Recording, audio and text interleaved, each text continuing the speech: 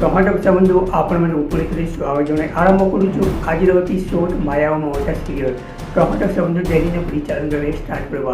ଦର୍ଶକ ବନ୍ଧୁ ଏବେ ପଲ୍ଲବୀଙ୍କୁ ବସି କହୁଛନ୍ତି ତୁମକୁ ଏଠାରୁ ଯିବାକୁ ହେବ, ଆଉ ତୁମେ ମୋତେ କ'ଣ କଥା ଦେଇଥିଲ ଏମିତି କହୁଛନ୍ତି, ଆଉ ଭୁଲି ଯାଉଛ ଯେ ତୁମେ ମୋତେ କଥା ଦେଇଥିଲ ଆଉ ଏବେ ଭୁଲି ଯାଉଛ।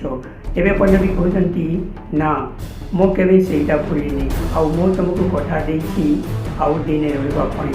ଆଉ ସେ କହିଲେ ମୁଁ ଜାଣିଥିଲି ତୁମେ ଏମିତି ପଲଟି ଯିବ, ଆଉ ମୋ 2ଟି ଟଙ୍କା ଲସ୍ ହେଇଗଲା ଏମିତି କହୁଛନ୍ତି। ଆଉ ଏବେ ପଲ୍ଲବୀ କହୁଛନ୍ତି ନା ତୁ ଡରି ଯାନା, ଆଉ ମୁଁ ଯେଉଁ କଥା ଦେଇଛି ସେଇଟା ରଖିବି, ଆଉ ଏବେ ମୁଁ ଏ ଗାଁକୁ ଯିବାକୁ ପଡ଼ିବ, ଆଉ ଗାଁ ଫେରିଲା ବେଳକୁ ମୁଁ ସେଠି ଚାଲିଯିବି ବିଦେଶକୁ ଏମିତି କହୁଛନ୍ତି। କିନ୍ତୁ ଏବେ ସେ ରାଜନୀତି ମଧ୍ୟ ଭିଜେଇଛନ୍ତି। ସେତେବେଳକୁ ପଲ୍ଲବୀ ନାହିଁ, କିନ୍ତୁ ପଲ୍ଲବୀ ବହୁତ ଚିତ୍କାର କରିଛନ୍ତି ଆଉ ତାଙ୍କୁ କହୁଛନ୍ତି ତାକୁ କିଏ ଡାକିଛ, ତାଙ୍କୁ ଏଠୁ ଯିବାକୁ କୁହ ଏମିତି କହୁଛନ୍ତି। ଏବେ ସେ ବହୁତ ରାଜି ହେଇଯାଇଛନ୍ତି ଆଉ ସେ କହୁଛନ୍ତି ଯେ ପଲ୍ଲବୀ କୁଆଡ଼େ କରି ଏମିତି ପଲ୍ଲବୀକୁ ସେ ବହୁତ ମନେ ପକାଉଛନ୍ତି ଆଦର୍ଶ। ଆଉ ଏବେ ଆଦର୍ଶ କହୁଛନ୍ତି ଯାହାକୁ କିଏ ଆଣିଛ ଏଟାକୁ ଦୂରେଇ ଯାଅ ଏମିତି କହୁଛନ୍ତି, ବହୁତ ଚିତ୍କାର କରି କହୁଛନ୍ତି। ଏବେ ସେ ପଲ୍ଲବୀ